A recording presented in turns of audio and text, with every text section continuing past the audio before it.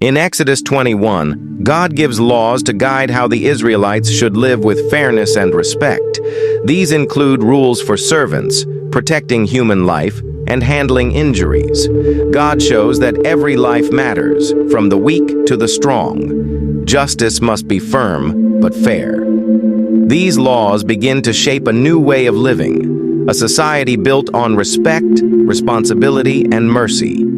Now, in Exodus 22, the laws continue. What happens when someone steals or causes damage? What about how we treat the poor or strangers? God's heart for justice and compassion is about to go even deeper. Exodus chapter 22. Laws of responsibility. Justice, compassion, and protection. If someone steals an ox or sheep and then kills or sells it, the thief must pay back 5 oxen for each ox stolen, and 4 sheep for each sheep stolen. If a thief is caught in the act of breaking into a house and is struck and killed in the process, the person who killed the thief is not guilty of murder. But if it happens in daylight, the one who killed the thief is guilty of murder. A thief who is caught must pay in full for everything he stole. If he cannot pay, he must be sold as a slave to pay for his theft. If someone steals an ox or a donkey or a sheep and it is found in the thief's possession, then the thief must pay double the value of the stolen animal. If an animal is grazing in a field or vineyard and the owner lets it stray into someone else's field to graze, then the animal's owner must pay compensation from the best of his own grain or grapes.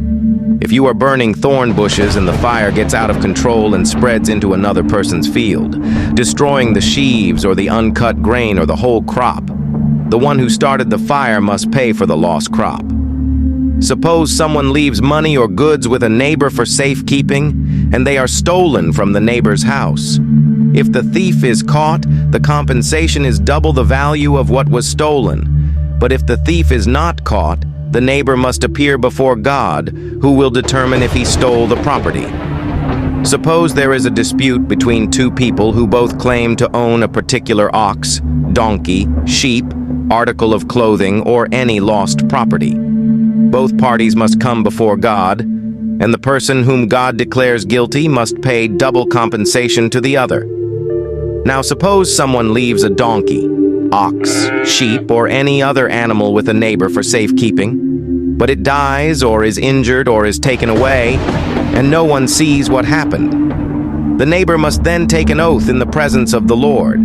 If the Lord confirms that the neighbor did not steal the property, the owner must accept the verdict and no payment will be required.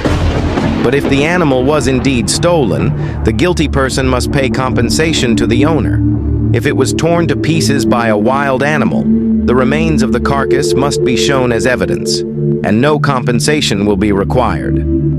If someone borrows an animal from a neighbor and it is injured or dies when the owner is absent, the person who borrowed it must pay full compensation. But if the owner was present, no compensation is required. And no compensation is required if the animal was rented, for this loss is covered by the rental fee. If a man seduces a virgin who is not engaged to anyone and has sex with her, he must pay the customary bride price and marry her. But if her father refuses to let him marry her, the man must still pay him an amount equal to the bride price of a virgin. You must not allow a sorceress to live.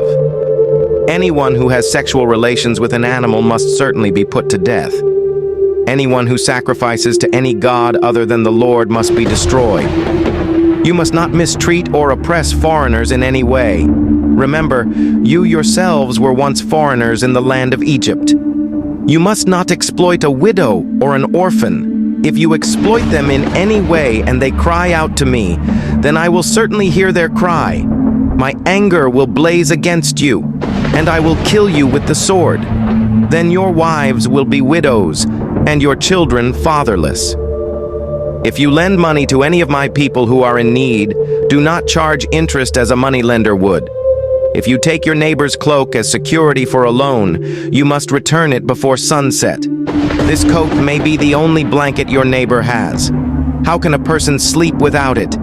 If you do not return it and your neighbor cries out to me for help, then I will hear, for I am merciful.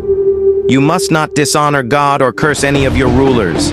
You must not hold anything back when you give me offerings from your crops and your wine. You must give me your firstborn sons.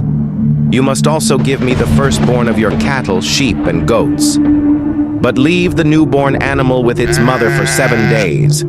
Then give it to me on the 8th day. You must be my holy people. Therefore, do not eat any animal that has been torn up and killed by wild animals. Throw it to the dogs.